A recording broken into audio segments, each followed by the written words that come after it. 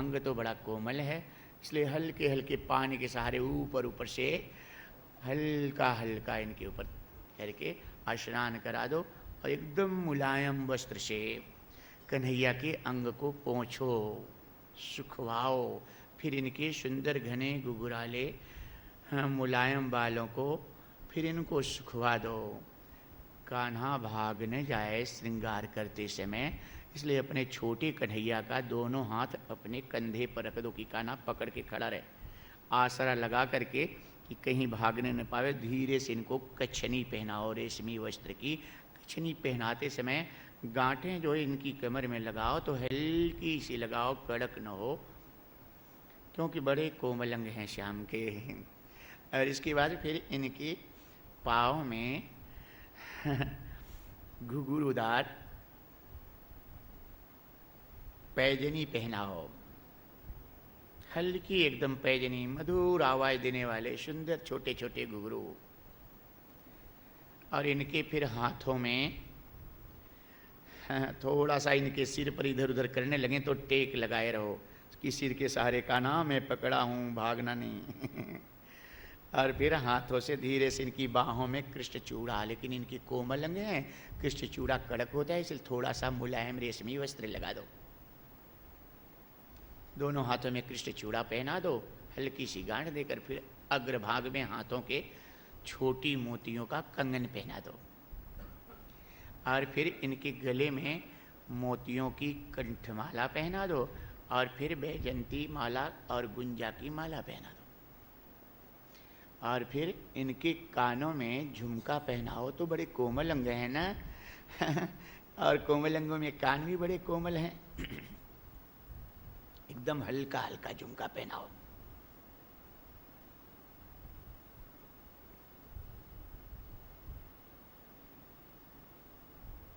और इनकी फिर मस्तक पर कस्तूरी तिलक लगा दो।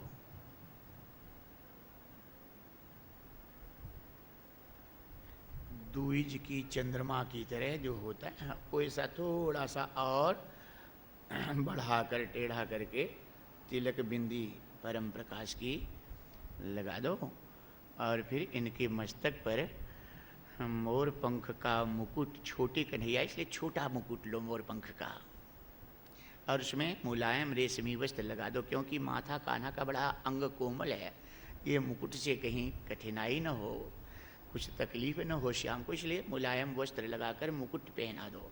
फिर इनके घने घुघरालों के बालों को बीच में थोड़ा सा जूड़ा बना दो, कुछ बगल में लटके रहें, उस जूड़ों पर मोतियों की माला लपेट दो सुंदर, जिसमें एक एक सूर्य की तरह रंग रंग से रंग बिरंगे ढंग से जिसमें प्रकाश निकल रहा हो।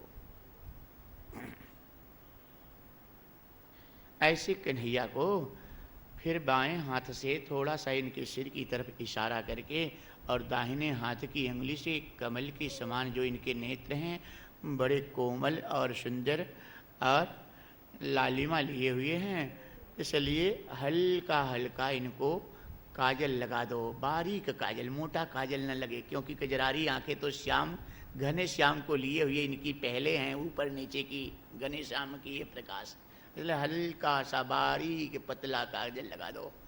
और थोड़ा सा यशोदा मैया की तरह इतना सुंदर श्रृंगार हुआ है, इनको नज़र न लग जाए, इसलिए इनके गाल पर भी काजल लगा दो।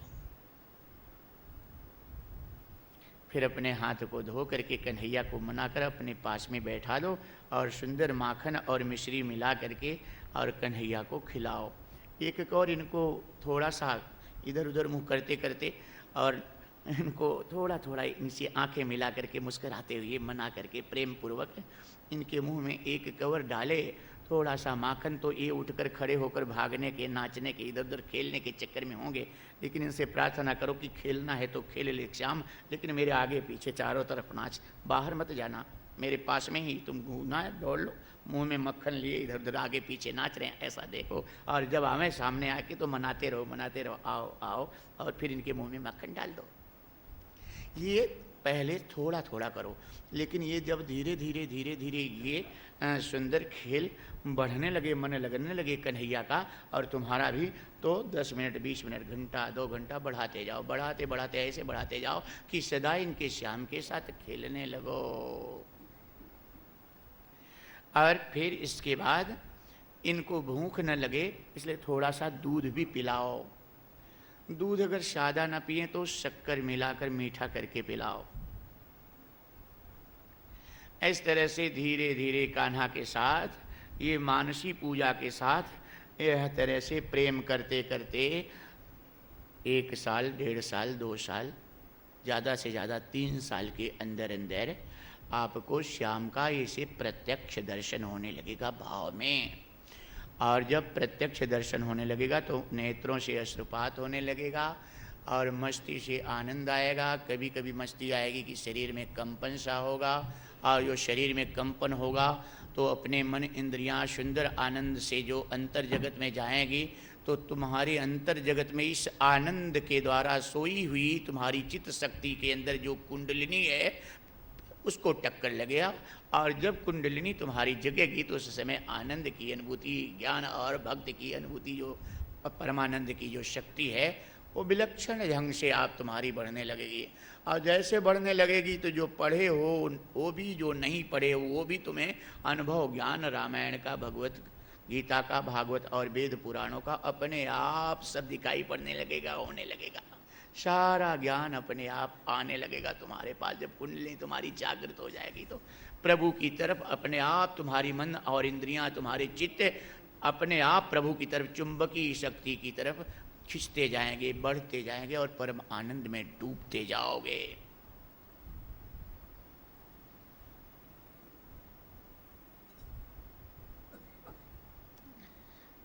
इस तरह मानसी पूजा तो उत्सव जो मनाते हो, तो बाहर का उत्सव तो उत्सव है, ये इससे आनंद आता है, लेकिन इस उत्सव को प्रतिदिन अपने अंदर मनाओ। इस झांकी को, इस मानसी पूजा के द्वारा अपने अंदर श्याम को प्रतिदिन प्रकट करो, प्रतिदिन इनके साथ प्रेम करो और खेलो, तो आपको पता चलेगा कि इस उत्सव का आनंद कैसा होता है, क्यों ये उत्सव बनाया गया। बाहर का उत्सव आनंद का आधार उत्सव है, और परम आनंद की अनुभूति करना है तो अंदर अपने चित्त में जब उत्सव मनाओगे तो पता चलेगा। लेकिन ये रोज मनाना चाहिए, क्रम, ये क्रम कभी आपका टूटने न पाए।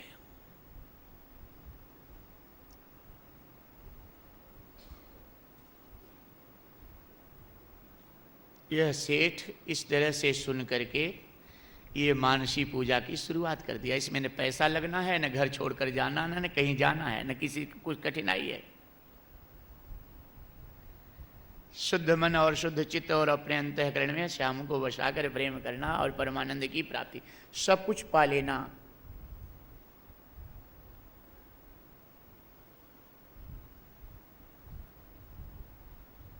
धन, सम्मान, संतान, मकान, साधन, गाड़ी, ये जितने हैं सब सुख और शांति देने के साधन हैं। इसीलिए अपनी सुख और शांति के लिए सब खूब धन हो जाए, अच्छा बंगला हो जाए, खूब अच्छा सम्मान हो जाए, हाँ, खूब अच्छी संतान, ये सब इतने सुख साधन के लिए हैं। लेकिन इतने होने के बाद भी पूर्ण सुख साधन हमको पूर्ण आनंद नहीं प्राप्त होता। हाँ, तो पूर्ण आनंद ये जो धन, सत्ता, संपत्ति, मकान, सम्मान, संतान है, इससे भी पूर्ण ज़्यादा आनंद प्राप्त करने का ये साधन है ध्यान और मानसी पूजा। जहाँ की न दौड़ना पड़ता है कहीं सामान खरीदने के लिए या व्यापार करने के लिए, न ग्राहक से झूठ बोलने की ज़रूरत पड़ती है, और न किसी से 4-20 बेईमानी की ज़रूरत पड़ती है, न कुछ होता है। अपनी मस्ती में अपने स्थान पर बैठ करके और स्वयं सिद्ध आनंद की अनुभूति कर लो। साधन जन्य आनंद साधन के मिटने पर नष्ट हो जाता है, लेकिन ये स्वयं सिद्ध आनंद है। यही कारण है कि बड़े बड़े चक्रवर्ती नरेश साधन जन्य आनंद की सुख को भोग कर, सत्ता के सुख को भोगने के बाद जब पूर्ण आनंद नहीं पाए, पूर्ण शांति नहीं मिले, तो सच्चे संत सद्गुरुओं की शरण लिए स्वयं सिद्ध आनंद के लिए।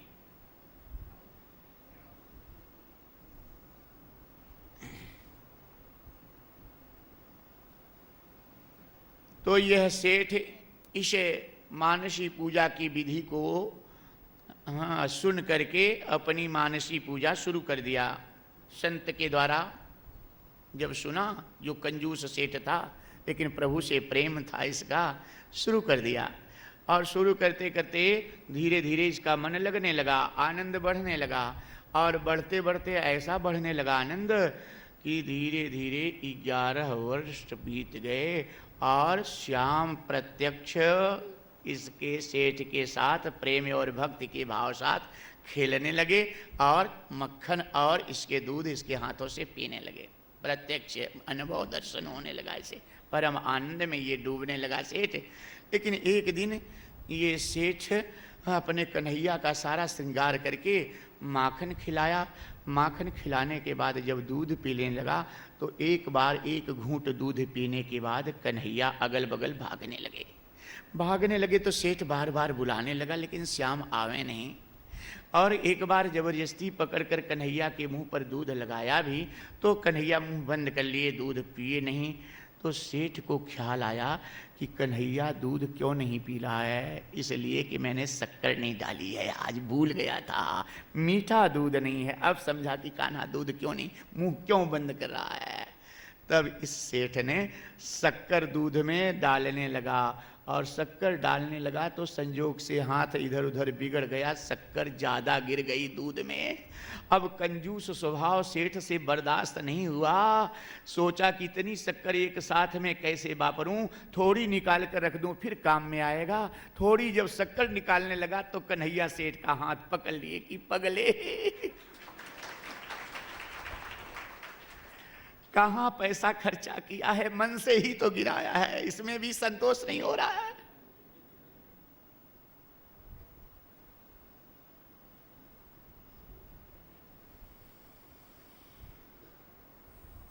और प्रभु जैसे हाथ पकड़े अंदर बाहर की सारी वासनाएं सेठ की नष्ट हो गई। परमानंद की अनुभूति में, श्याम दर्शन में, परमानंद में आपा मिट गया। निज सोहम भाव परमानंद भाव जकर की परमानंद में डूब गया। तो हम कृष्ण भगवान के उत्सव को तो मनाए कल, लेकिन बाहर की झांकी देखे, आनंद तो खूब आया। खूब श्रोताओं के मुख से सुनने को मिला कि महाराज ऐसा नहीं देखे थे, इतना आनंद कभी नहीं आया था। आनंद सबको खूब आया, लेकिन अभी तो थोड़ी सी झलक में इस झांकी में बाहर के जब इतना आनंद आया तो थोड़ा आगे आओ और थोड़ा बढ़ो, एक कदम बढ़ा करके इस आनंद को अपने हृदय और चित्त की छवि में थोड़ा निकालो, इस छवि को उतारो और प्रतिदिन अपने हृदय मन मानस में इसको उत्सव मनाओ। ये झांकी जब तुम्हारे मन मानस में प्रकट होगी तब तुम्हें पता चलेगा कि ये परम आनंद कैसा होता है। क्यों साधु संत महात्मा, क्यों बड़े बड़े राजा चक्रवर्ती नरेश इसे संसार की सत्ता को, विषयों को त्याग कर इसके पीछे पागल होकर क्यों घूमते हैं। तब तुम्हें पता चलेगा कि क्यों कोई कलकत्ता से, कोई गुजरात से, कोई बालोद से, कोई कुल्टी से कोई खड़गपुर से, जगह जगह से आए हुए, जबलपुर से, सागर से, दूर दूर से भक्त भाग कर क्यों आते हैं इस भागवत में। अपना नुकसान करके, घर दुकान सब छोड़ करके क्यों आते हैं, तो पता चलेगा। क्योंकि जो मस्ती, जो आनंद, जो शांति इसमें है, इनको पता चल गया, वो उन सत्ता और मकान और धन संपत्ति में नहीं है। उच्च कोटि के बड़े बड़े संत दीवाने होकर, पागल होकर के इस श्याम की मस्ती में क्यों डूबे, तब पता चलेगा जब तुम उत्सव मनाने लगोगे अपने हृदय में, मन मानस में जब श्याम की छवि तुम्हारे नजरों से आंखें मिलेंगी तो पता चलेगा कि ये कितनी सुंदर मदिरा होती, ये कितना सुंदर प्रेम भरा हुआ रस होता है कि ये रस जब पी लो तो ऐसी मस्ती आती कि फिर कभी उतरती ही नहीं।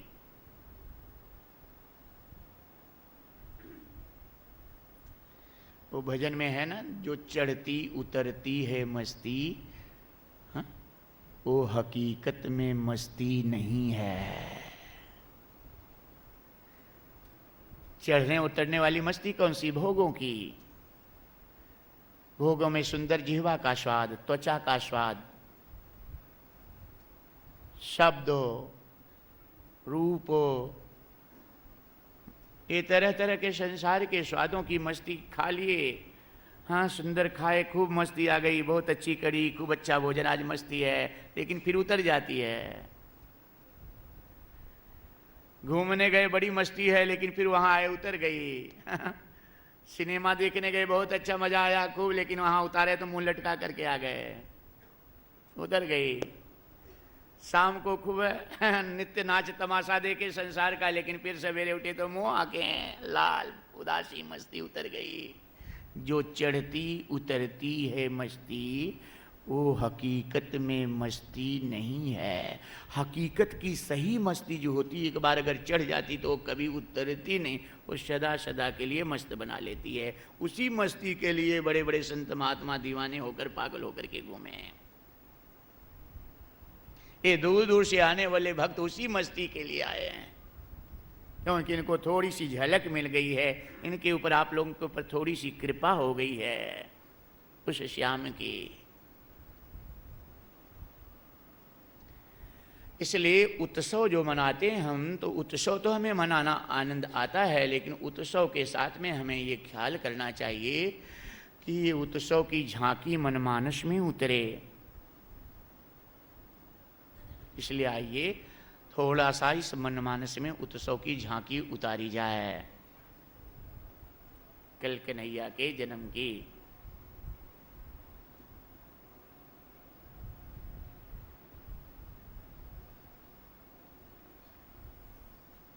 भगवान कृष्ण देवकी की गोद में बाल रूप से जब आते हैं, तो इनके घने श्याम रंग में अंग अंग से नीलमणि की तरह प्रकाश निकल रहा था। माता देवकी ये अनंत कोटि ब्रह्मानंद परमानंद परम ब्रह्म परमात्मा आनंद निधि बाल रूप में माँ की गोद में आकर, देवकी की गोद में आकर के ऐसी सुंदर मुस्कान, ऐसी सुंदर अपनी छवि का दर्शन दिए कि जो 6 पुत्रों का दुख था, शोक था, आज देवकी के मन से, हृदय से वो निकल गया। परम आनंद में देवकी डूब गई। कभी श्याम के पाँव के तलवे के चरणों की लालिमा को घने श्याम के बीच में निहारती निहारती इसकी आंखें हटती नहीं थी। कभी दाहिने कभी बाएं, सुंदर पाँव का तलवा, उसमें जौ अंकुश के और चक्र के जो निशान, जगह जगह जहाँ से अंदर प्रकाश में, नीली प्रकाश के बीच से जैसे अंदर गहराई भरा हुआ प्रकाश निकल करके आनंद झांक रहा हो, देने वाला, जो दर्शन करने वाले को मस्ती देने वाला आनंद, ऐसा प्रकाश इन निशानों में से, चक्र में से, जौ में से, गदा के उस तल चरणों में से निकल रहा था, तलवे में से। और देवकी जी बार बार कभी दाहिने चरणों को कभी बाएं चरणों को नजर हट नहीं रही है, और कभी हाथों की तरफ जाती थी तो छोटे छोटे भरे हुए हाथों में, भरी हुई गदोरी में छोटी छोटी उंगलियां, और घने श्याम में अंदर की लालिमा गदोरियों में, और कभी मुखमंडल की तरफ इनकी नजर जाती थी तो मुखमंडल की छवि अनुपम थी।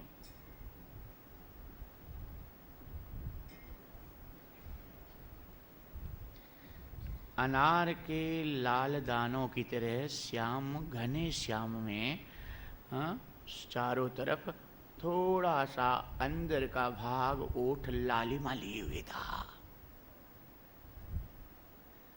पलकों की तरफ जब नजर जाती थी तो जैसे इन पलकों के ऊपर से एक बहुत बड़ा परमानंद का नील श्याम शांतिमय प्रकाश जैसे निकल रहा हो, और उसकी बहुत बड़ी गहराई हो।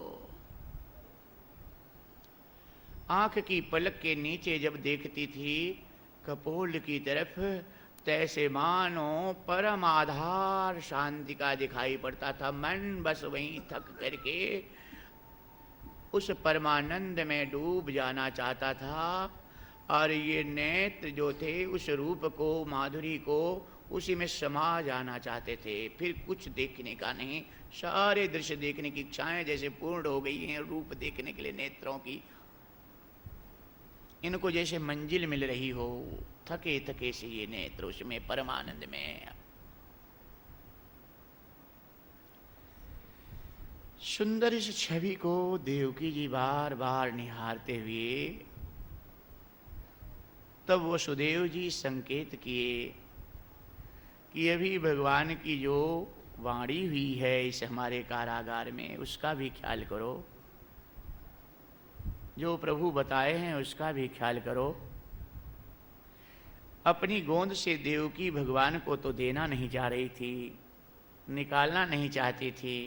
इस परम आनंद को पाने के बाद भला कौन छोड़े, लेकिन विवशता थी, इस आनंद की सुरक्षा मेरे बनी रहे, इसलिए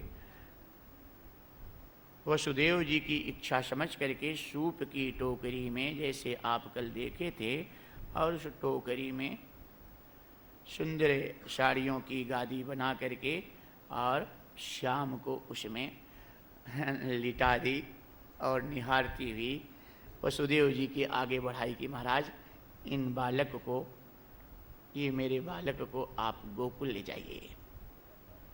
वसुदेव जी भी मन में चिंतित हैं, आनंद तो आ रहा है लेकिन गोकुल जाने के लिए चिंतित हैं। लेकिन इनके हाथों में हथकड़ी है, पाँव में बेड़ी है, गेट बंद है, उसमें ताला लगा हुआ है और पहरेदार उसके बाद भी हैं।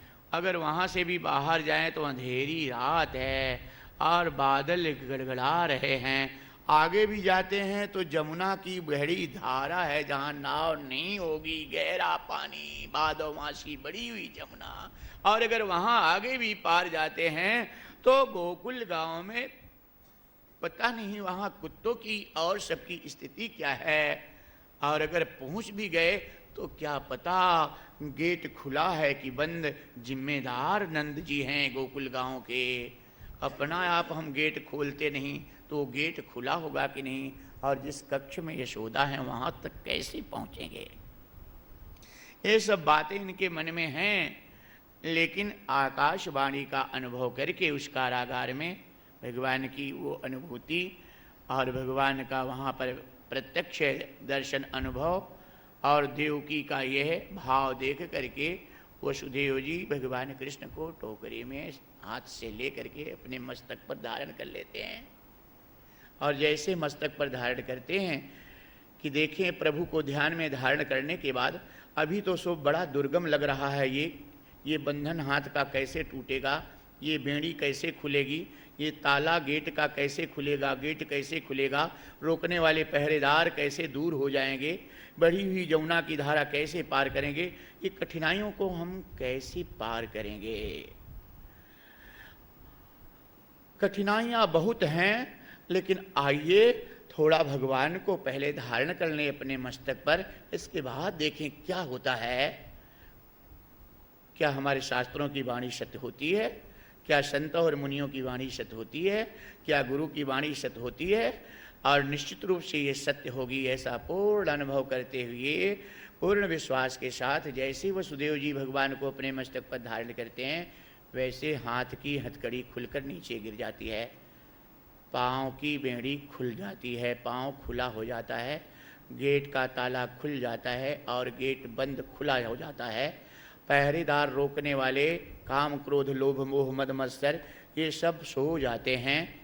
और जब बाहर निकलते हैं वसुदेव जी, कल आप जैसे देखे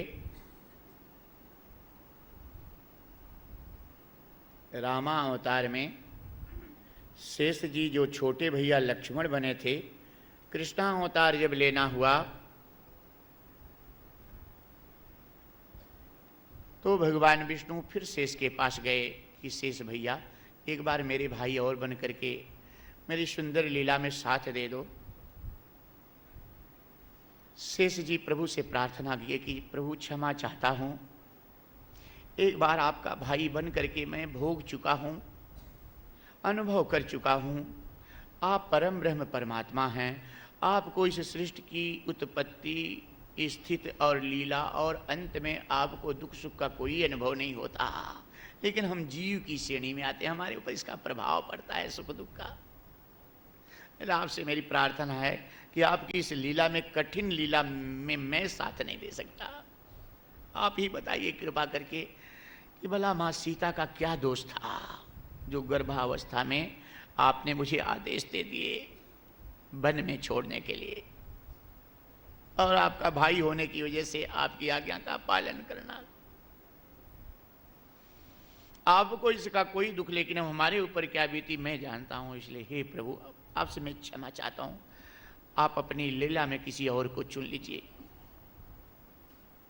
आपकी लीला में वही जा सकता है जो जानता ना होगा, अनुभव न किया होगा कि कितनी कठिन लीला होती है, इसमें आपके साथ देना कितना कठिन होता है।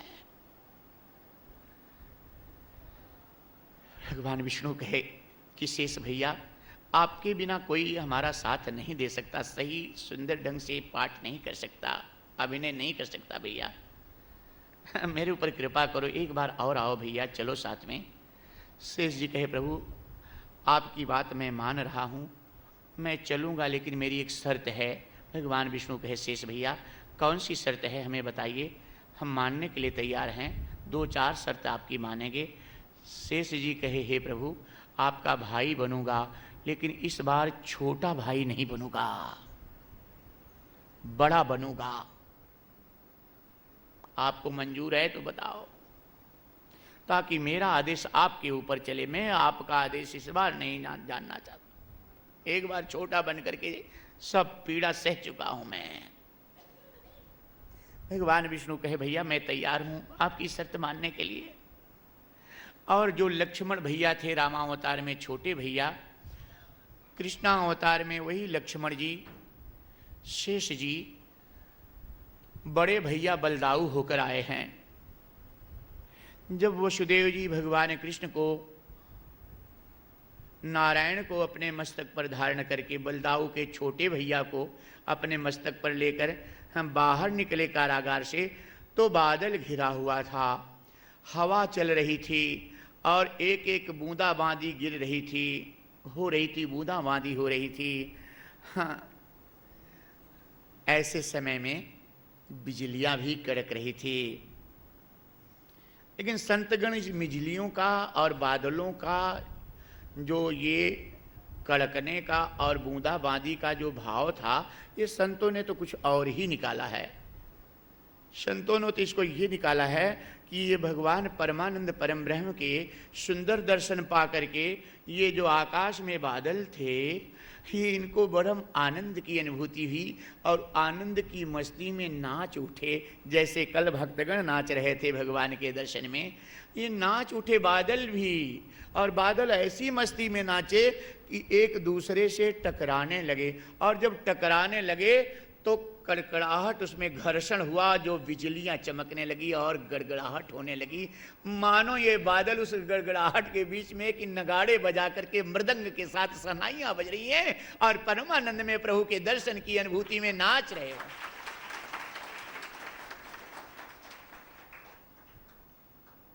मानो ये बादल, ये अपनी छोटी छोटी बूंदें गिरा कर प्रभु को प्रणाम करते हों कि हे प्रभु, हम लोगों के पास फूल और पूजा सामग्री नहीं है, हमारी यही संपत्ति, हमारी बूंदें हैं, छोटी छोटी बूंदें, हम आपको फूल और अपनी श्रद्धा के रूप में समर्पित करते हैं, मेरी पूजा और मेरा नमन स्वीकार करिए। ऐसी सुंदर अवस्था में जब वसुदेव जी भगवान कृष्ण को अपने मस्तक पर धारण करके चले, तो शेष जी जो बलदाऊ भैया बन करके आए थे, ये विचार करने लगे कि बड़ा भैया तो बन गया, लेकिन बड़े भैया का कर्तव्य होता है छोटे भैया की रक्षा करना। बलदाऊ भैया सोचते हैं कि बड़ा तो वही है जो अपने छोटे भैया की रक्षा कर सके, अपने छोटे भैया को संभाल ले, और जो बड़ा भैया अपने छोटे भैया को संभाल न पाया, अपने छोटे भैया की रक्षा न कर, उसका बड़ापन होना किस काम का। समाज में बड़ा तो सब बनना चाहते हैं, देश में बड़ा सब बनना चाहते हैं कि हमें बड़ा मान लो, हमें बड़ा मान लो, हम सबसे बड़े स्थानों पर बैठने के लिए सब तैयार हैं। लेकिन बड़े होने का अर्थ होता है अपने से नीचे जितने भी हैं, जो अपने पास में जो मुझे बड़े बैठा कर बड़े स्थान का मुझे सम्मान दिए, उनकी रक्षा करना, उनकी देखभाल करना, उनको उन्नति की तरफ, सतमार्ग की तरफ ले चलना, तब वो बड़े स्थान और बड़े भैया और बड़े पद की सार